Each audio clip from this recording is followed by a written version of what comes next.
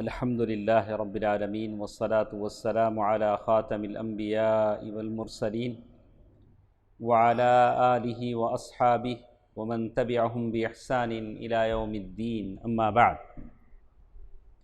اللہ تعالیٰ کا فضل و کرم ہے کہ سیرت کے اس درس میں ہم شریک ہیں۔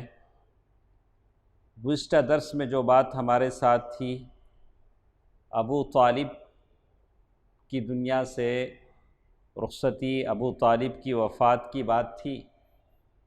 ابو طالب جن کے بارے میں ابو سعید خدری رضی اللہ تعالیٰ عنہ کی ایک حدیث ہے کہ ایک بار اللہ کے نبی صلی اللہ علیہ وسلم کے سامنے ابو طالب کا تذکرہ ہوا۔ لوگوں نے پوچھا کہ ابو طالب نے آپ کا اتنا ساتھ دیا تو آپ سے ان کو کوئی فائدہ ہوگا؟ تو آپ صلی اللہ علیہ وسلم نے فرمایا، ممکن ہے قیامت کے دن انہیں میری شفاعت فائدہ پہنچائے اور وعلیکم السلام ورحمۃ اللہ، اور انہیں جہنم کے ایک کم گہرائی کی جگہ میں رکھا جائے۔ کس کو؟ ابو طالب۔ لیکن اللہ کے نبی صلی اللہ علیہ وسلم کی بڑی خواہش تھی کہ ابو طالب مسلمان ہوں، لیکن اسلام نہیں لائے، اور وہی کفر کی حالت میں ان کا انتقال ہوا، اور انہوں نے کہا کہ علی ملتی عبد المطلب، میں عبد المطلب کے دین پر مرتا ہوں، میں مسلمان ہونا نہیں چاہتا۔ تو اس طرح اللہ کے نبی صلی اللہ علیہ وسلم کا بہت ہی ساتھ دینے والے ابو طالب کا انتقال ہو گیا۔ اس کے بعد ختیجہ، ام المؤمنین ختیجہ رضی اللہ عنہا، جو اللہ کے نبی صلی اللہ علیہ وسلم کا بہت انہوں نے ساتھ دیا، تسلیاں دیں، اپنا مال خرچ کیا۔ ابو طالب کو انتقال ہوئے ابھی 2 ماہ ہوئے تھے، 2 مہینے ہوئے تھے، یا بعض روایات کے مطابق 3 دن کے بعد کس کا انتقال ہوا؟ ابو طالب کو انتقال ہوئے 2 مہینے کے بعد یا 3 دن کے بعد ختیجہ رضی اللہ عنہا ام المؤمنین کا انتقال ہوا۔ تو 2 باتیں ہیں، ابو طالب کے انتقال کے 2 مہینے کے بعد ام المؤمنین ختیجہ رضی اللہ عنہا کا انتقال ہوا، یا 3 دن بعد ام المؤمنین خدیجہ رضی اللہ تعالی عنہ کا انتقال ہوا۔ بہرحال 2 مہینے ہوں یا 3 دن ہوں، بہت ہی کم مدت میں اللہ کے نبی صلی اللہ علیہ وسلم کو ایک بعد دیگرے 2 مصیبتوں کا سامنا کرنا پڑا۔ اللہ تعالیٰ کا یہ فیصلہ ہے، پہلے ابو طالب کا انتقال ہوا، پھر ختیجہ رضی اللہ تعالی عنہ کا، اور ان کی وفات نبوت کے 10ویں سال ماہ رمضان میں ہوئی۔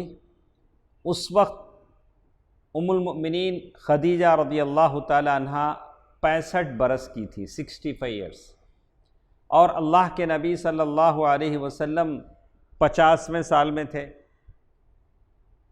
خدیجہ رضی اللہ تعالی عنہ نے تقریباً 25 سال اللہ کے نبی کے ساتھ گزارے، بہت بڑی عمر نہیں، زندگی کے 25 سال اللہ کے نبی صلی اللہ علیہ وسلم کے ساتھ گزرے ہیں ام المؤمنین خدیجہ رضی اللہ تعالی عنہا کے۔ جب بھی اللہ کے نبی صلی اللہ علیہ وسلم کو کسی طرح کی تکلیف پہنچتی تو ام المؤمنین خدیجہ رضی اللہ تعالی عنہا تڑپ اٹھتی تھی، تڑپ جاتی تھی، اور تبلیغ رسالت میں آپ کی مدد کرتی، اپنا مال اللہ تعالیٰ کے راہ میں خرچ کرتی۔ اسی لیے اللہ کے نبی صلی اللہ علیہ وسلم نے فرمایا، جس وقت لوگوں نے میرے ساتھ کفر کیا، ام المؤمنین خدیجہ رضی اللہ تعالی عنہا مجھ پر ایمان لے آئیں۔ اللہ کے نبی صلی اللہ علیہ وسلم نے فرمایا، لوگوں نے مجھے جھٹلایا، میری بیوی ام المؤمنین نے مجھے سچ کہا، مجھے سچا کہا۔ جس وقت لوگوں نے مجھے محروم کیا، ام المؤمنین خدیجہ رضی اللہ تعالی عنہا نے مجھے اپنے مال سے میرے دین کی خدمت کی۔ تو یہ اللہ کے نبی صلی اللہ علیہ وسلم کے الفاظ تھے، اور اسی لیے اللہ کے نبی صلی اللہ علیہ وسلم نے فرمایا کہ اللہ تعالیٰ نے ام المؤمنین خدیجہ رضی اللہ تعالی عنہا سے مجھے اولاد دی، دوسرے کسی بیوی سے وہ اولاد نہیں دی، بعض کو دی بھی تو وہ زندہ نہیں رہ پائی۔ صحیح بخاری میں ابو ہریرہ رضی اللہ تعالی عنہ کی حدیث ہے، حدیث غور سے سنیں۔ اللہ کے نبی مروی ہے کہ جبریل امین اللہ کے نبی صلی اللہ علیہ وسلم کے پاس آئے اور فرمایا، اے اللہ کے رسول صلی اللہ علیہ وسلم، یہ خدیجہ ہیں جو آپ کے پاس آ رہی ہیں۔ ایسا ہوتا تھا اللہ کے نبی صلی اللہ علیہ وسلم عبادت کے لیے الگ تھلگ ہو کر جاتے اور تنہائی میں بیٹھ کر اللہ کی عبادت کرنے لگتے، تو آپ کی بیوی ام المؤمنین خدیجہ رضی اللہ عنہا ستو، کھانا، پانی لے کر جاتی تاکہ اللہ کے نبی صلی اللہ علیہ وسلم کھائیں، تقویت پہنچائیں اور اللہ کی عبادت کریں۔ جب آ رہی ہیں تو کہہ رہے ہیں کہ اللہ کے رسول، یہ خدیجہ رضی اللہ تعالی عنہا تشریف لا رہی ہیں، ان کے پاس ایک برتن ہے، اس میں یا کھانا یا پینے کی چیز ہے، جب وہ آپ کے پاس آ جائیں، آ پہنچیں، تو آپ انہیں اپنے رب کی طرف سے سلام کہہ دیں۔ سلام کون پہنچ کر رہے ہیں؟ اللہ۔ کس کے ذریعے سے سلام پہنچ رہا ہے؟ جبریل امین سے۔ اور کون ہے بیچ میں؟ اللہ کے، پھر اللہ کے نبی ہیں۔ اللہ سے سلام آیا ہے جبریل امین کے پاس، جبریل امین پہنچا رہے ہیں اللہ کے نبی کے پاس، جو سب سے بزرگ اور برتر انبیاء میں سب سے بلند مقام، انا سید ولد آدم ولا فخر۔ اور وہ سلام ہے کس کے لیے؟ ام المؤمنین خدیجہ رضی اللہ تعالی عنہا کے لیے۔ اور جنت میں موتی کے ایک محل کی بشارت دے دیں۔ سبحان اللہ، اللہ کا سلام بھی پہنچا، جنت میں موتی کے محل کی بشارت بھی ہوئی، اور ساتھ ساتھ یہ بھی بتایا گیا کہ وہ محل ایسا ہے جس میں نہ کوئی شور ہے، نہ شغب ہے، نہ کوئی ڈسٹرب ہے، اور نہ کوئی تھکان وہاں ہوگی۔ بالکل جب اس محل میں جائیں گے تو کسی طرح کی درماندگی اور تھکان نہیں ہوگی۔ اس محل کی بشارت بھی آئی ہے کس کے لیے؟ ام المؤمنین خدیجہ رضی اللہ عنہا کے لیے۔ لیکن ساتھ ساتھ ہم دیکھیں گے کہ پیدر پہ بہت ہی کم مدت میں اللہ کے نبی صلی اللہ علیہ وسلم کو دو مصیبتوں کا سامنا کرنا پڑا، ایک ابو طالب کی وفات کا، اور دوسرا ام المؤمنین خدیجۃ الکبریٰ رضی اللہ تعالی عنہا کا۔ یہ غم ہی غم کا سال تھا اللہ کے نبی صلی اللہ علیہ وسلم کے لیے، اور اللہ کے نبی صلی اللہ علیہ وسلم نے اس کے بعد اس غم کو مٹانے کے لیے طائف کا سفر کیا۔ آپ جانتے ہیں، سنا ہوگا، لیکن طائف والوں نے دو زخم آپ کو پہنچائے، ایک خود مسلمان نہیں ہوئے، اور اپنے اوباشوں کو، بدمعاشوں کو آپ کے پیچھے لگا دیا، جنہوں نے اتنے پتھر مارے کہ جسم سارے کا سارا خون شرابور ہو گیا، اور پھر خون جوتوں میں جمنے لگا۔ اگر میں کہتا ہوں آپ سنتے ہیں تو لگتا ہے کہ بس الفاظ ہیں، آپ تھوڑا سوچیے۔ اللہ کے نبی صلی اللہ علیہ وسلم کی عمر کتنی ہے؟ 50 سال۔ 50 سال کی عمر میں نبی رسالت صلی اللہ علیہ وسلم، سید ولد آدم ولا فخر، اللہ کے نبی صلی اللہ علیہ وسلم طائف کا پہاڑ چڑھ رہے ہیں، چڑھتے ہوئے کتنی تھکان ہوئی ہوگی، اور وہاں چڑھ کر گئے، وہاں اللہ تعالیٰ کی دین کی طرف لوگوں کو بلایا، دعویٰ کیا، تبلیغ کیا، لوگوں نے پتھر مارے، ستائے، کہا کہ اللہ کے نبی صلی اللہ علیہ وسلم اور آپ کے ساتھی جا رہے تھے، دو طرف قطار کی شکل میں کھڑے ہو کے لوگ پتھر مار رہے تھے۔ سمجھ رہے ہیں؟ آپ کی سمجھ میں آ رہا ہے کہ ایک دو پتھر نہیں تھے، وہاں لوگ قطار میں لگے ہوئے تھے، دو طرف قطار تھی، دو طرف ایک یہ تھے، اور لوگ پتھریں مار رہے۔ تو 50 سال کی عمر میں کتنے پتھر لگے ہوں گے، کتنے زخم آئے ہوں گے، ان زخموں کے سوکھنے میں کتنا دیر لگا ہوگا، اور پھر پہاڑ سے پھر نیچے آ رہے ہیں۔ ایک طرف قوم کے ایمان نہ لانے کا دکھ، کہ یہ قوم طائف کے قوم ایمان نہیں لائی، دوسرے طرف پتھروں کا جسمانی زخم، اندر کے دل کا زخم، اور پھر اللہ کے نبی جب مکہ جائیں گے تو مکے سے نکلے ہیں باہر، مکے والے مجھے پھر مکے میں آنے دیں گے کہ نہیں دیں گے، وہ ایک خدشہ، وہ ایک دکھ ہے۔ کتنے دکھ ہوئے؟ 3 طرح کی تشویش اللہ کے نبی صلی اللہ علیہ وسلم کی تکلیف ہے۔ اور جیسے اللہ کے نبی صلی اللہ علیہ وسلم کو جیسے مکے میں تکلیف تھی، ویسے صرف اللہ کے نبی ہی کو نہیں تھی، اور دوسرے صحابہ بھی اللہ کے نبی صلی اللہ علیہ وسلم کے ساتھ ستائے جا رہے تھے۔ ابوبکر صدیق رضی اللہ تعالیٰ عنہ جو مکے کے گنے چنے مانے جانے لوگوں میں سے تھے، ان کو بھی لوگوں نے پیٹنا شروع کیا، مارنا، تنگ کرنا شروع کیا۔ تو ابوبکر رضی اللہ تعالیٰ عنہ مکے سے نکل گئے، اور نکل کر برکے غیمات، ابوبکر رضی اللہ تعالیٰ عنہ کی نیت تھی کہ چلو میں بھی حبشہ چلے جاتا ہوں، حبشہ میں بھی ہجرت کرتا ہوں۔ لیکن جب برکے غیمات مقام پر پہنچے راستے میں، تو وہاں ان کے ایک پرانے دوست تھے ابن الدغنہ، ان کا نام تھا۔ انہوں نے کہا کہ ابو بکر آپ کہاں جا رہے ہیں؟ آپ کہاں جا رہے ہیں؟ بولا کہ مکے والے مجھے ستاتے ہیں، اور میں شاید ابوبکر رضی اللہ تعالیٰ عنہ مکے کے جانے مانے لوگوں میں تھے۔ تو ابن الدغنہ نے کہا کہ نہیں، آپ ستائے نہیں جائیں گے، میری گارنٹی میں آپ کو لاتا ہوں۔ تو حبشہ جانے نہیں دیا گیا، اور وہاں سے ان کو واپس لایا۔ تو کہتے ہیں ابو طالب کے انتقال کے بعد، ابو طالب دنیا سے چلے گئے تھے، تو اللہ کے نبی صلی اللہ علیہ وسلم کی تکلیف بڑھ گئی تھی۔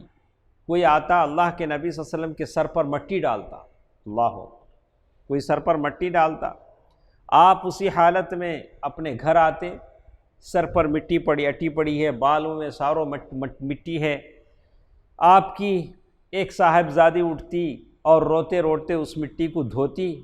اللہ کے نبی صلی اللہ علیہ وسلم تسلی دیتے، بیٹی باپ کا دکھ کبھی برداشت نہیں کر سکتی، بیٹے برداشت کر سکتے ہیں لیکن بیٹی نہیں برداشت کر سکتی۔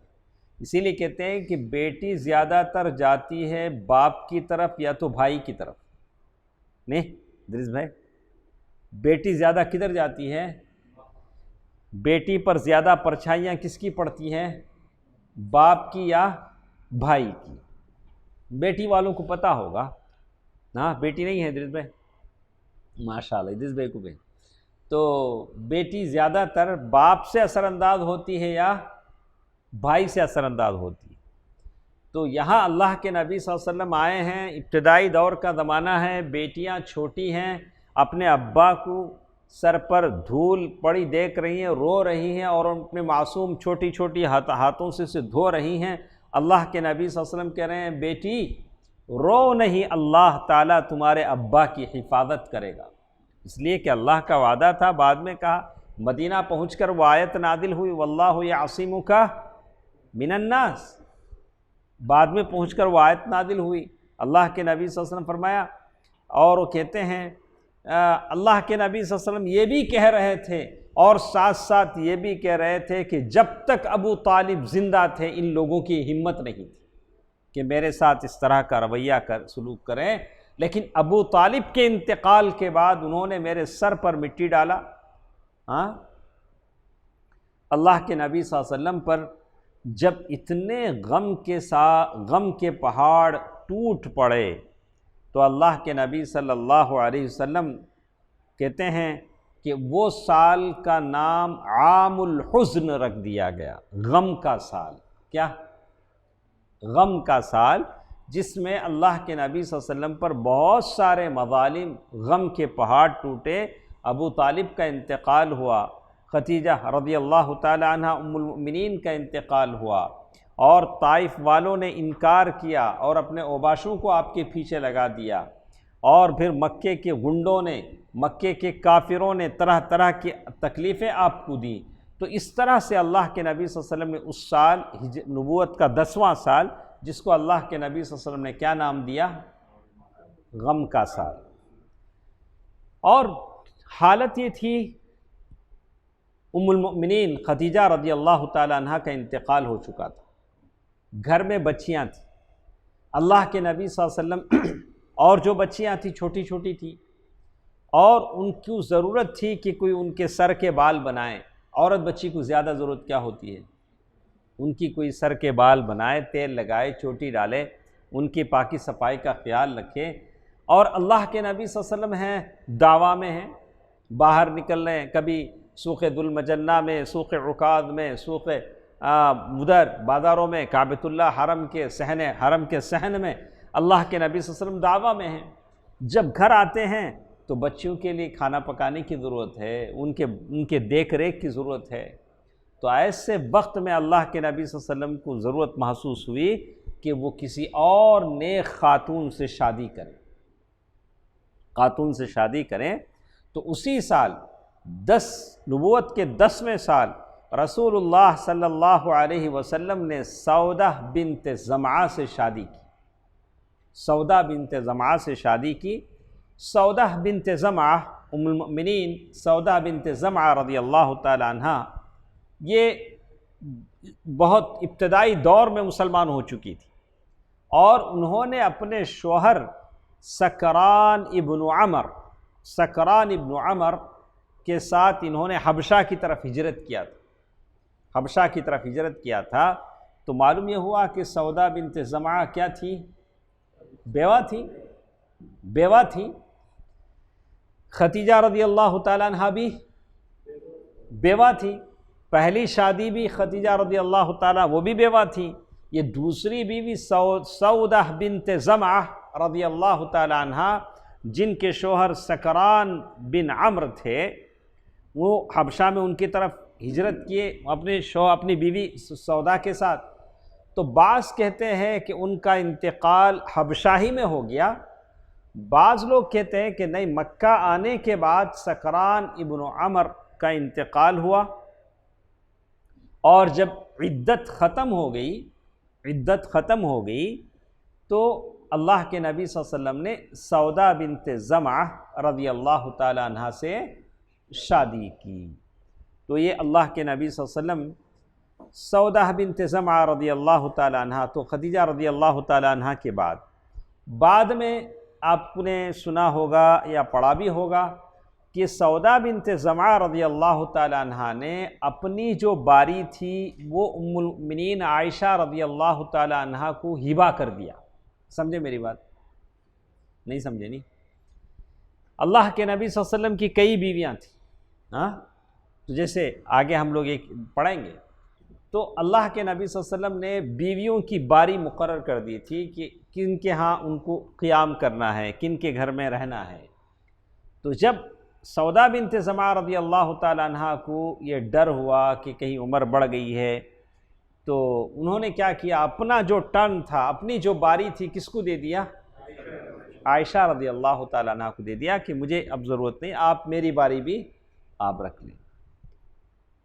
یہاں تک یہ باتیں تھیں آج کی اس درس میں۔ اس کے بعد جو باتیں ہمارے ساتھ ہیں، اس کو بہت ہی غور سے ہمیں سننا ہے، کانوں سے، دل کی کانوں سے، اس لیے کہ اس میں ایسی باتیں ہیں، آج کل اگر حالات پھر اسی رخ پر جاتے ہیں، ہمارے اس ملک میں ہمارے لیے گھیرا تنگ کیا جاتا ہے، ابتلا اور آزمائش کے دور آتے ہیں، تو ہم کو بھی وہی چیزیں اپنانی پڑیں گی جو صحابہ اکرام نے اپنایا۔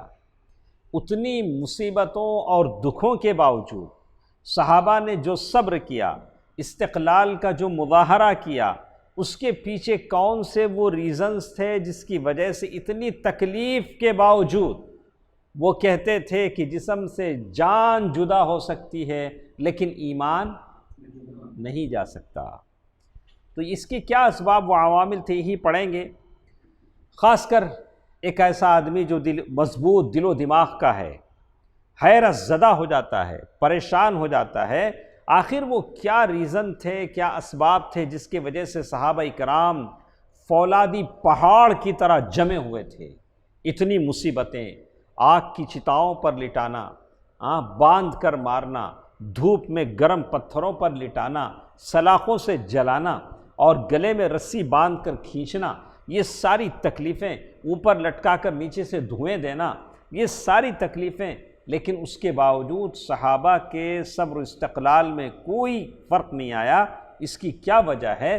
تکلیفیں تو ایسی ہیں جن کو سن کر رونگٹے کھڑے ہو جاتے ہیں اور آدمی کا دل لرز اٹھ جاتا ہے اور ان کے پاؤں کانپ جاتے ہیں، لیکن صحابہ ہیں کہ فولادی پہاڑ کی طرح کھڑے ہیں۔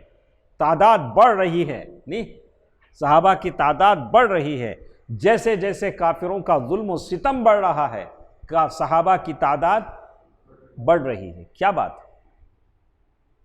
اسی اسباب کو انہوں نے یہاں گنایا ہے، اللہ تعالیٰ جزائے خیر دے۔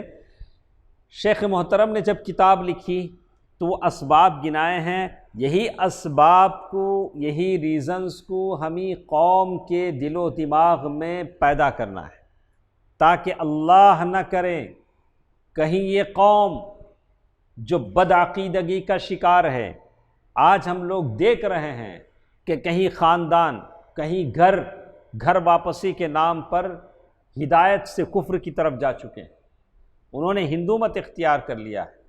ویسے خبروں میں آ رہا ہے، اللہ بہتر جانتا ہے کہ وہ خبریں کہاں تک صداقت رکھتی ہیں، کہاں تک صحیح ہیں، لیکن ضرورت اس بات کی ہے کہ جو عوامل ہیں، جو اسباب ہیں، ہم لوگوں کو دکھائیں، اور اگر ہم ان کے دلوں میں یہ ایمان اگر پیدا کر دیتے ہیں تو کسی بھی بڑی سی بڑی آفت، مصیبت اور طوفان جو آنے والا ہو اس کا وہ مقابلہ کرنے کے لیے کیا ہو جائیں گے؟ تیار ہو جائیں گے۔ لیکن شرط ہے کہ یہ ایمانی جوالا مکھی ان کے اندر پھونک دی جائے تاکہ وہ مصیبتوں کا مقابلہ کر سکیں۔ پہلی چیز جس کا ذکر شیخ محترم نے کیا، سب سے پہلا اور اہم سبب اللہ ذات واحد پر ایمان۔ کیا چاہیے؟ اللہ ذات واحد پر ایمان، یعنی مومن بندوں کے اندر توحید کی آبیاری کی جائے۔ آپ نے دیکھا، میں نے بھی دیکھا، بہت سارے ایسے لوگ جو ایک قسم کی ٹوپی پہنتے ہیں، وہ کچھ اور لوگوں کے بڑے بڑے گروہ جو ننگے ہوتے ہیں ان کے سامنے جا کر ان کی شرمگاہ کی پوجا کر رہے ہیں، اور لوگ کہتے ہیں کہ مسلمان ہیں۔ ہم تو مسلمان نہیں مانتے ہیں، لیکن وہ لوگ ایک خاص قسم کی ٹوپی پہنتے ہیں، وہ جو ان کے گرو جو ننگے، بالکل مادرزاد ننگے ہیں، ان کی شرمگاہ کی پوجا کر رہے ہیں۔ العیاذ باللہ۔ سبب کیا ہے؟ توحید نہیں۔ کلمہ پڑھتے ہوں لیکن توحید ان کے پاس نہیں۔ اگر ایسے لوگ اللہ تعالیٰ اگر آزمائے کل کے دن تو کیا یہ آزمائش میں ٹھہر سکیں گے؟ جن کے دل میں تقوی نہ ہو، جن کے دل میں توحید نہ ہو، توحید اس کی پوری معرفت۔ اسی لیے ہم کہتے ہیں ان تؤمن باللہ، اللہ پر ایمان کا کیا مطلب ہوتا ہے؟ ان تؤمن باللہ بأن اللہ خلقک، اللہ نے تم کو پیدا کیا، بأن اللہ رزقک، اللہ تم کو رزق دیتا ہے، بأن اللہ هو المالک، اللہ تعالیٰ تمہارا مالک ہے، بأن اللہ هو المدبر، اللہ تعالیٰ ہے جو ساری کائنات کی تدبیر کرتا ہے، وحدہ، لیکن ان تمام کاموں میں اللہ اکیلا ہے، وَلَهُ التعظیم والکبریاء والثناء الجمیل، اللہ تعالیٰ کے لیے عظمت ہے، کبریائی ہے، اور ساتھ ساتھ ہم یہ کہیں گے کہ اللہ تعالیٰ اچھے اچھے ناموں والا، اچھے اچھے صفات والا ہے، اس میں یکتا ہے۔ تو اللہ تعالیٰ کی ایمان کی جو اصل ہے، جو توحید ہے، اسے لوگوں کے دلوں میں بٹھانا چاہیے۔ تو اس سے کیا ہوتا ہے؟ ایسا آدمی ایمان محکم والا ہو جاتا ہے، اس کا یقین اللہ تعالیٰ پر کامل ہو جاتا ہے، تو دنیا کی جتنی بھی مشکلات آئیں، جتنی بھی زیادہ مشکلات ہوں، جیسے بھی بھاری بھرکم ہوں، جیسے بھی مشکلات خطرناک ہوں، کیسے بھی سخت ہوں، وہ اپنے ایمان کے مقابلے میں کچھ نہیں سمجھتا۔ ہم لوگ صحابہ کے واقعات پڑھتے ہیں، خباب بن ارد کو ہم نے پڑھا، بڑے بڑے صحابہ کو ہم نے پڑھا، اس کے بعد تابعین، تبع تابعین کا دور آیا، سفیان الثوری، سعید بن المسیب، کیسے کیسے لوگ تھے سارے کے سارے اللہ کی راہ میں کچھ شہید ہوئے، کچھ مارے گئے، کچھ دربدر کیے گئے، تو ہم لوگ پڑھتے ہیں۔ اور یہ ساری چیزیں ابن تیمیہ رحمہ اللہ، ابن قیم رحمہ اللہ، ابن تیمیہ رحمہ اللہ جن کو محبس القلعہ، یہ قلعہ تھا جو سارا قلعہ جیل کی شکل میں دے دیا گیا، اس میں ان کو بند کر دیا گیا، انہوں نے صبر کیا۔ تو ساری بات کا خلاصہ یہ معلوم ہوتا ہے کہ سب سے پہلی چیز لوگوں کے دلوں میں جو ہمیں پیدا کرنی ہے وہ کون سی ہے؟ توحید۔ توحید، ایک طرف توحید ہے، دوسری طرف یہ سارے ہیں۔ آپ ان کو کچھ بھی نام دے لیجئے، صوفی کہہ لیجئے، ہر صوفی کو ہم برا نہیں کہہ سکتے، لیکن کچھ صوفیاء ایسے ہیں جو دین میں عجیب عجیب چیزیں، اور دین کا نام انہوں نے رکھ دیا وجد، کیا؟ مستی، جھومنا، جو جھومنے لگتے ہیں، کودنے لگتے ہیں، اس طرح کی عجیب حرکتیں کرنے لگتے ہیں جو وجدانی کیفیت صحابہ کرام کو نہیں آئی، ان کو آ جاتی۔ تو اسی لیے ضرورت کس بات کی ہے؟ توحید کی آبیاری کی۔ اسی لیے اللہ تعالیٰ نے قرآن مجید میں کہا فَأَمَّا الزَّبَدُ فَيَذْهَبُ جُفَاءً وَأَمَّا مَا يَنْفَعُ النَّاسَ فَيَمْكُثُ فِي الْأَرْضِ، جو جھاگ ہے وہ تو بیکار ہو کر اڑ جاتا ہے، اور جو لوگوں کو نفع دینے والی چیز ہے وہ زمین میں برقرار رہتی ہے۔ آپ یہ نہیں کہہ سکتے کہ بھائی اتنے سارے لوگ ہیں، سب مشرک ہیں، درگاہ پرست ہیں، قبر پرست ہیں، درخت پرست ہیں، کھمبا پرست ہیں، ہم موحد تو تھوڑے ہیں، ہم کیا کریں؟ ہم کہتے ہیں ان ابراہیم کان امہ، تم اکیلے ہو لیکن کیا ہو؟ امت ہو۔ تمہاری طاقت اپنی جگہ ہے، تمہاری طاقت اپنی جگہ ہے۔ یہ قیمت ہے توحید کی، یہاں افراد گنے نہیں جاتے۔ مکے کے 1.5-2 لاکھ کی آبادی میں اکیلے اللہ کے نبی صلی اللہ علیہ وسلم ہیں جو ہر جگہ بول رہے ہیں قولوا لا الہ الا اللہ تفلحون تملک العرب والعجم۔ بہرکیف، تو پہلی چیز ہے لوگوں کو باہمت بنانے کے لیے، ان کے اندر حوصلہ پیدا کرنے کے لیے، ان کو مضبوط کرنے کے لیے کیا پیدا کرنا چاہیے ان کے لیے؟ توحید۔ توحید کے بغیر آپ جو بھی کام کر لیں، بولے کہ بھئی کیا کرتے ہو؟ کچھ بھی کرو، نماز پڑھنے آ جاؤ، نہیں بنے گی بات۔ وہ نماز 100 برس تک بھی پڑھتا رہے گا، موحد نہیں رہے گا، کہ اس کے اندر وہ ایمانی جوش نہیں آئے گا۔ اس کی مثال بالکل ویسے ہی ہے، بڑا سا تھیلا ہے، نیچے سیون نہیں ہے، اوپر سے آپ ڈال لیں، کہاں جائے گا؟ بالکل۔ آپ پہلے اسے موحد بنائیں، توحید پرست بنائیں، اسے اللہ تعالیٰ کے پر ایمان کسے کہتے ہیں؟ ایمان کامل، یقین محکم، عمل پے ہم، محبت فاتح عالم۔ اسے اگر توحید اگر آپ سکھاتے ہیں تو 2 رکعت نفل بھی بس ہے۔ سبحان اللہ۔ دوسری چیز جس کے بارے میں شیخ نے لکھا، پرکشش قیادت، یعنی جو لوگ قوم کو لیڈ کرتے ہیں ان کے اندر کیا ہونا چاہیے؟ قوم کو لیڈ کرنے والوں کے لیے ان کے اندر تقوی، پرہیزگاری اور ایک مثالی قیادت ہونی چاہیے۔ صحابہ کرام نے جو صبر کیا، صحابہ کرام نے مصیبتوں پر جو صبر کیا، اس لیے کہ ان کے ساتھ کون تھے؟ ان کے قائد کون تھے؟ اللہ کے نبی صلی اللہ علیہ وسلم۔ آپ کی ذات پرکشش تھی، ساری انسانیت کے لیے آپ بلند پایا قائد اور رہنما تھے، اور آپ کا ایسا جسمانی جمال تھا، آپ صاحب جمال تھے، اور آپ کے بال، آپ کی قد و قامت، آپ کا چہرہ، جیسے عبداللہ بن سلام رضی اللہ تعالیٰ عنہ نے کہا کہ میں کبھی 14ویں رات کے چاند کو دیکھتا تھا، کبھی نبی صلی اللہ علیہ وسلم کے چہرے مبارک کو دیکھتا تھا۔ خلقت مبرأ من كل عیب کأنک قد خلقت کما تشاء۔ اللہ کے نبی صلی اللہ علیہ وسلم، ایک اللہ کے نبی صلی اللہ علیہ وسلم کے اندر یہ چائز تھی۔ تو اس سے ایک بات بھی ہمارے اندر سمجھ میں آتی ہے کہ جب بھی دعوتی میدان میں ہم نکلیں، ہمارا لباس، ہمارا چہرہ سب کیا ہو؟ ظاہری شکل بھی کیا ہو؟ اچھی ہو، ظاہری شکل بھی کیا ہو؟ یہ بھی ایک یہ ہے کہ ہم جب دعوتی میدان میں جائیں تو ہماری زبان میں ہمارے الفاظ میں تاثیر ہو، لیکن ساتھ ساتھ دیکھنے والوں کو ہمارے بال پراگندہ نظر نہ آئیں، ہمارے کپڑے گندے نظر نہ آئیں، دیکھنے والے اس سے بھی کیا ہوتے ہیں؟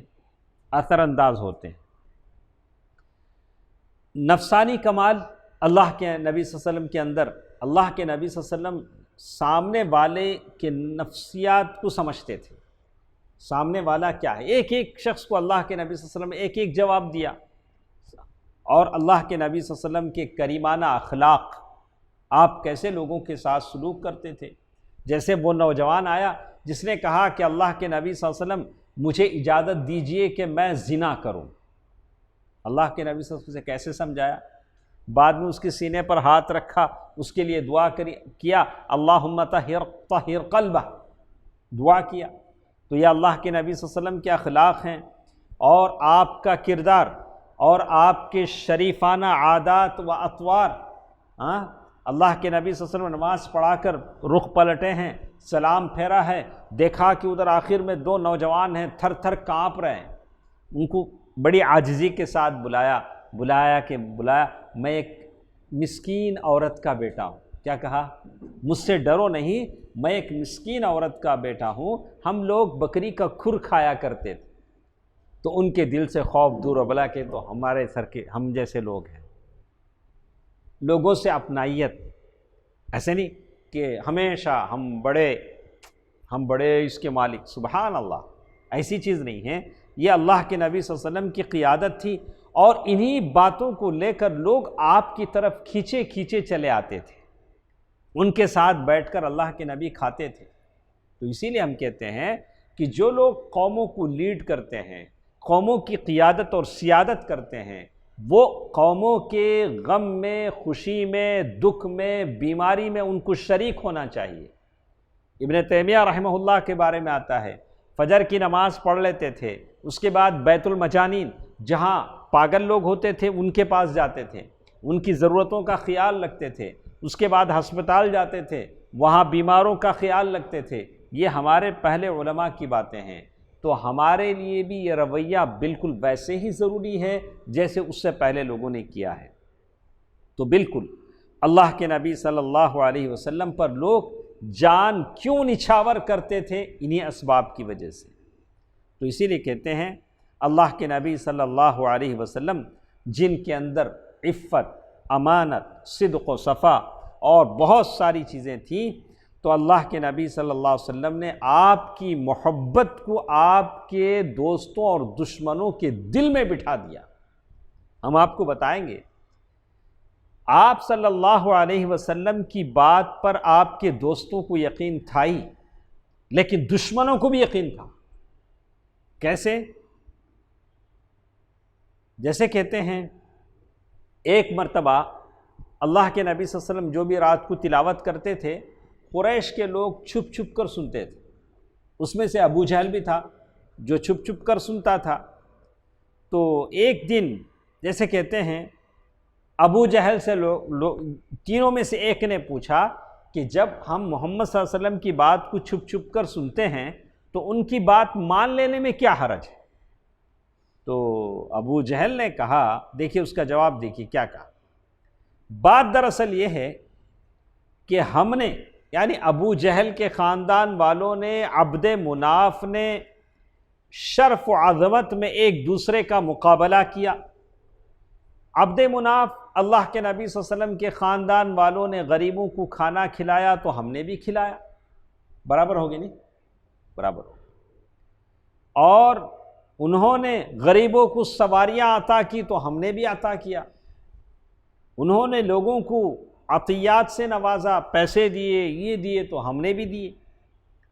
اور جب ہم وہ دونوں برابر ہو گئے تو اب عبد مناف کہتے ہیں کہ آسمان سے ہمارے ایک آدمی کے پاس وحی آتی ہے، عبد مناف کا ایک آدمی اللہ کا نبی بن گیا ہے، تو اب وہ ہم کہاں سے لائیں؟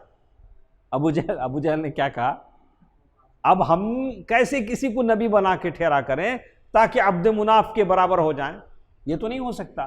جہاں تک کھانا کھلانا ہم نے بھی کھلایا، لوگوں کو عطیات دینے ہم نے بھی دیے، لوگوں کو سواریاں دینی ہم نے بھی دیا، لیکن یہ ان کی خاندان سے نبوت، کسی کو نبوت مل جائے اور ہم کسی کو نبی بنا کے ٹھہرائیں، یہ کیسے ہو سکتا ہے؟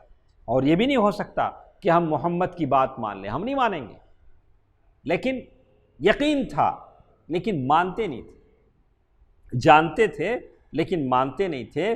اسی لیے اللہ تعالیٰ نے قرآن مجید میں کہا فَإِنَّهُمْ لَا يُكَذِّبُونَكَ، وہ لوگ تم کو جھوٹا نہیں سمجھتے ہیں، وَلَكِنَّ الظَّالِمِينَ بِآيَاتِ اللَّهِ يَجْحَدُونَ، بلکہ ظالم اللہ تعالیٰ کی آیتوں کا انکار کرتے ہیں۔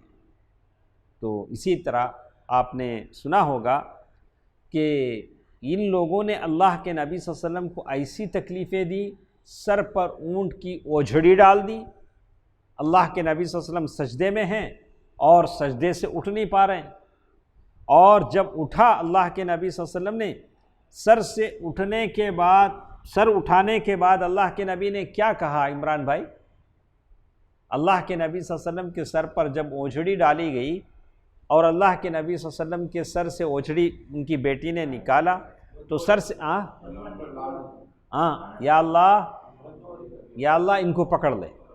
کیا کہا اللہ کے نبی نے؟ عتبہ، جتنے بھی لوگ تھے نام بنام لے کر اللہ کے نبی نے کہا کہ اللہ ان کو پکڑ لے۔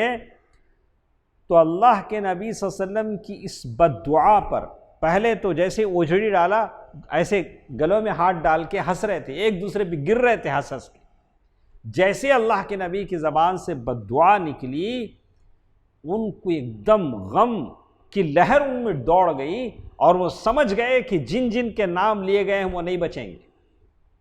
اللہ کے نبی صلی اللہ علیہ وسلم کی بات پر یقین، آپ کی شخصیت کچھ ایسی پرکشش تھی کہ اللہ کے نبی صلی اللہ علیہ وسلم جب بھی بولتے اس پر یقین آتا۔ ایسا نہیں جیسے آج ہم بولتے ہیں، انہوں ایسا آج بولتے رہتے کیا ہم اگر بولے تو لوگ کیا بولتے ہیں؟ ایسا بہت بار انہوں پہلے بھی بولے، اب بھی بولتے، لیکن وہاں ایسا نہیں تھا۔ وہ صادق مصدوق تھے صلی اللہ علیہ وسلم۔ وما ينطق عن الهوى ان هو الا وحی یوحى علمہ شدید القوى ذو مرۃ فاستوى۔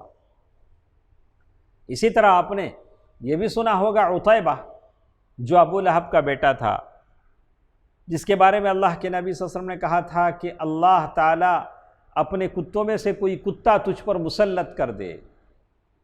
جب شام کے سفر پر اس نے دیکھا کہ شیر اس کے قافلے کے ارد گرد منڈلا رہا ہے تو اس نے کیا کہا؟ محمد مکے میں رہ کر مجھے مروا دیے۔ کیا کہا اس نے؟ محمد تو یہاں نہیں ہیں، شام میں نہیں ہیں، لیکن وہاں رہ کر انہوں نے کیا کر دیا؟ مجھے مروا دیا۔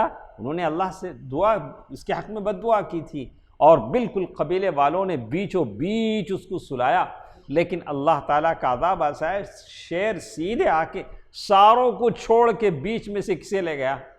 عتیبہ کو لے گیا۔ تو معلوم یہ ہوتا ہے کہ اس نے کہا واللہ محمد نے مکے میں رہتے ہوئے مجھے قتل کر دیا۔ تو اللہ کے نبی صلی اللہ علیہ وسلم کی بات پر اتنا یقین۔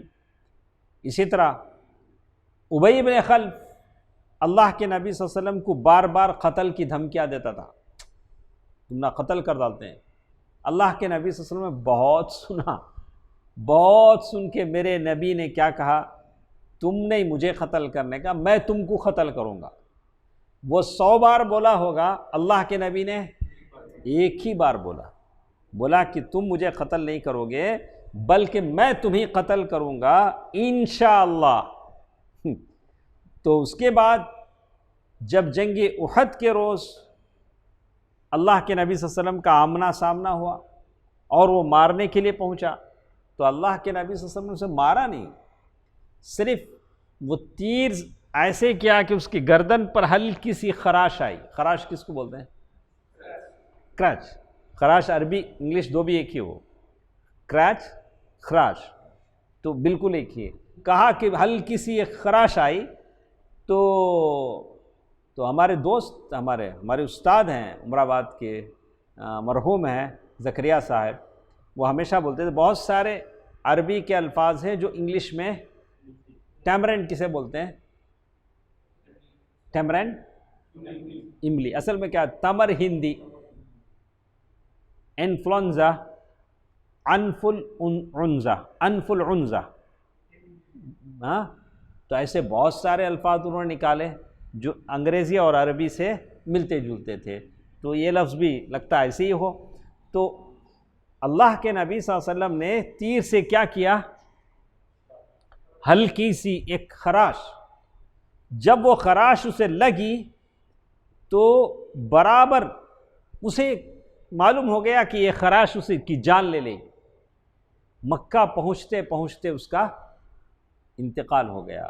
یہ اللہ کے نبی صلی اللہ علیہ وسلم کی صداقت تھی، اور کہتے ہیں اگر محمد صلی اللہ علیہ وسلم مجھ پر تھوک بھی دیتے تو میں مر جاتا۔ کیا کہا ابی بن خلف نے، انہوں نے مجھے خراش لگائی، اس کی بھی ضرورت نہیں تھی، اگر وہ مجھ پر تھوک بھی دیتے تو میں مر جاتا۔ یہ ابی بن خلف کی بات تھی۔ اسی طرح سعد بن معاذ رضی اللہ تعالی عنہ مکے میں امیہ بن خلف سے کہہ دیا۔ سعد بن معاذ نے ایک بار، وہ عمرے کے لیے آئے تھے، سعد بن معاذ بہت پہلے مکے میں، ابھی مسلمان نہیں ہوئے تھے، مسلمان ہوئے تھے، مکہ آئے تھے عمرے کے لیے، حج کے لیے۔ تو امیہ بن خلف سے انہوں نے کہا کہ میں نے رسول اللہ صلی اللہ علیہ وسلم کو فرماتے ہوئے سنا کہ مسلمان تمہیں قتل کر دیں گے۔ یہ کس نے کس سے کہا؟ سعد بن معاذ نے امیہ بن خلف سے کہا، امیہ بن خلف سے۔ تو جیسے ہی وہ سنا، امیہ بن خلف کو بڑی گھبراہٹ ہوئی۔ اس کے نوکر کون تھے امیہ کے؟ بلال رضی اللہ تعالی۔ اب امیہ نے طے کر لیا کہ مکے سے باہر نہیں نکلے گا۔ کیا کر لیا ہو؟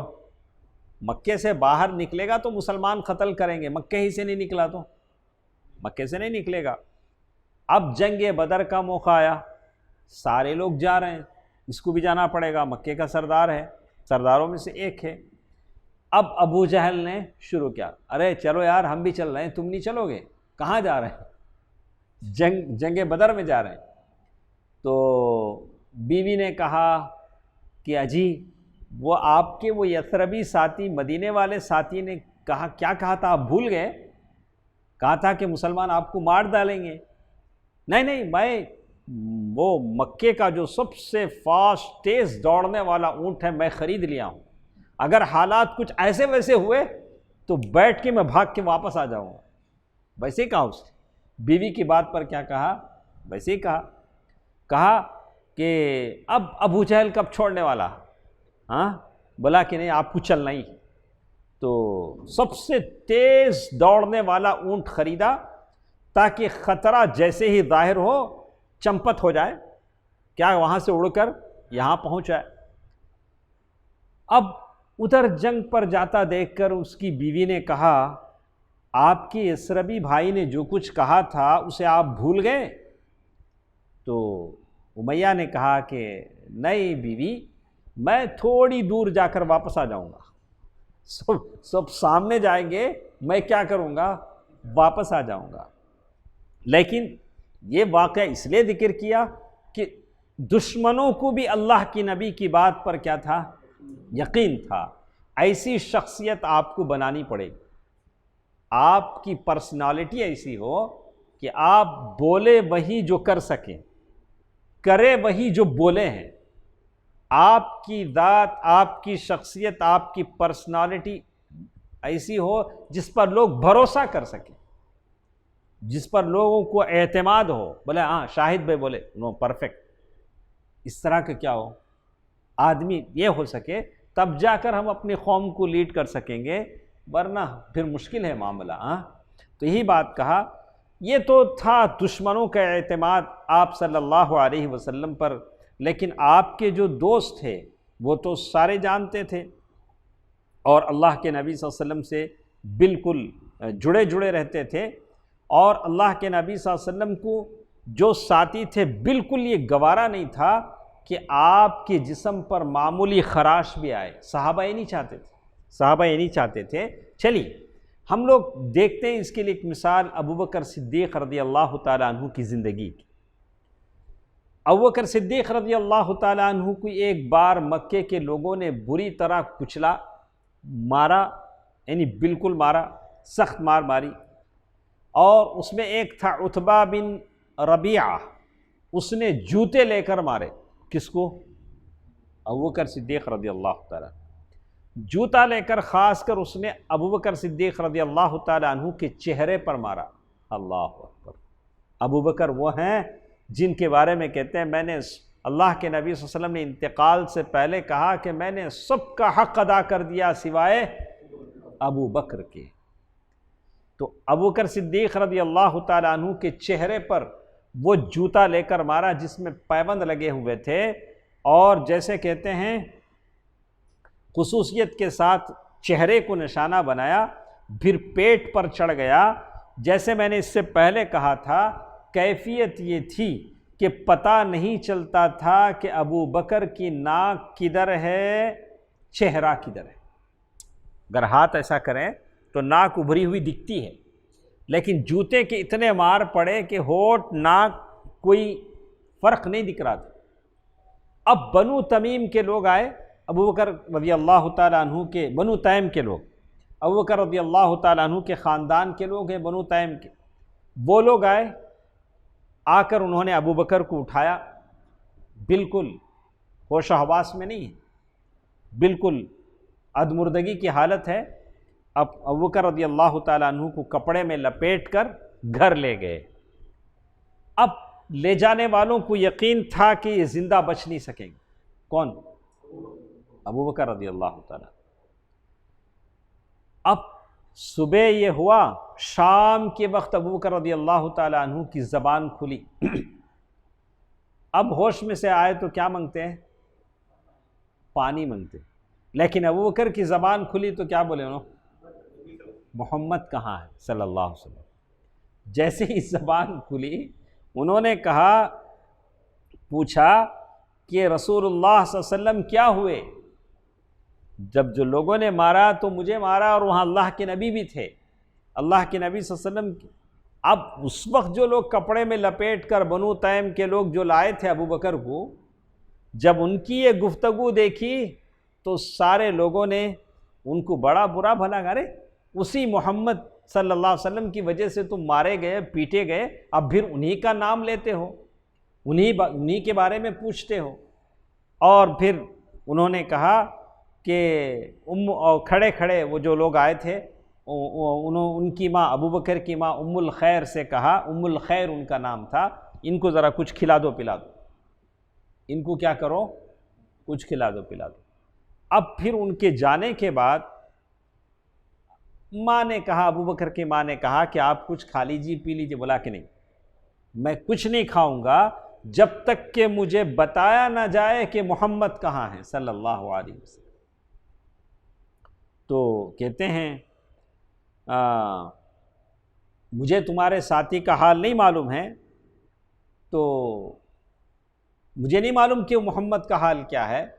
تو ابو بکر صدیق رضی اللہ تعالیٰ عنہ نے کہا کہ ایسا کرو، ام جمیل بنت خطاب ان کے پاس جا کر معلوم کرو کہ اللہ کے نبی صلی اللہ علیہ وسلم کا حال کیا ہے۔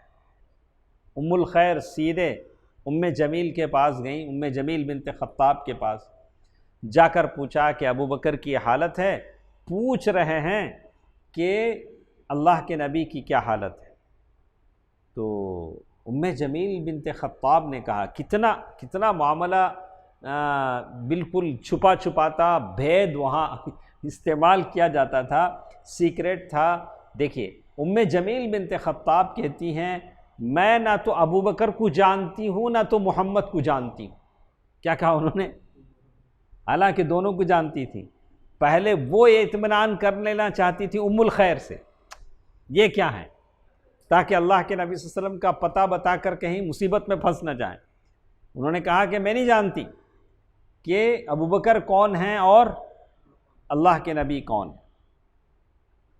تو ابو بکر تم سے محمد بن عبداللہ کے بارے میں تو کہتے ہیں، اگر تم چاہو، ام جمیل بنت انہوں نے کہا کہ اگر تم ام جمیل نے کہا کہ اگر تم چاہو تو میں خود ابو بکر کے پاس آ کر مل سکتی ہوں۔ کیا بولے؟ خود آ کر مل سکتی ہوں۔ خود ابو بکر رضی اللہ تعالیٰ عنہ کے پاس آئے، ابو بکر رضی اللہ تعالیٰ عنہ کی حالت کو دیکھا ام جمیل بنت خطاب نے رونے لگی، اور ابو بکر نے پوچھا کہ اللہ کے نبی صلی اللہ علیہ وسلم کہاں ہے؟ تو ام جمیل بنت خطاب نے کہا کہ تمہاری ماں سن رہی ہے، ام الخیر سن رہی ہے۔ بولا کہ کوئی بات نہیں، ان سے کوئی کچھ ڈر نہیں۔ کیا ماحول رہا ہوگا آپ سوچ سکتے ہیں، کیسے کس ماحول میں صحابہ کرام تھے، اللہ کے نبی صلی اللہ علیہ وسلم تھے۔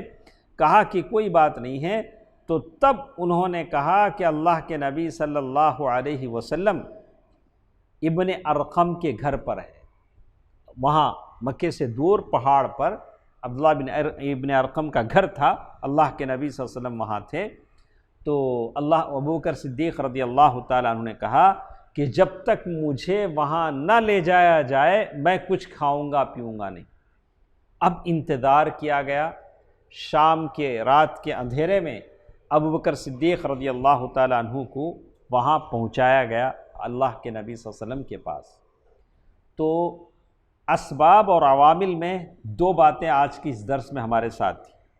ایک، توحید کی آبیاری لوگوں کی دلوں میں کرنی ہے، یہ ہمارا سب سے پہلا، اس کی ہماری سب سے پہلی پریارٹی ہوگی کہ لوگوں کو کھانے کپڑے کی اتنی ضرورت نہیں ہے، علاج و معالجے کی جتنی ضرورت توحید کی ہے۔ اگر وہ بنا کھائے توحید پر مر بھی جاتا ہے تو اس کے لیے جنت کی گارنٹی۔ تو ہم لوگ انسانی رفاہی خدمات پر توجہ ضرور دیں، لیکن زیادہ توجہ ہماری کس پر ہونی چاہیے؟ توحید سکھانے پر ہونی چاہیے۔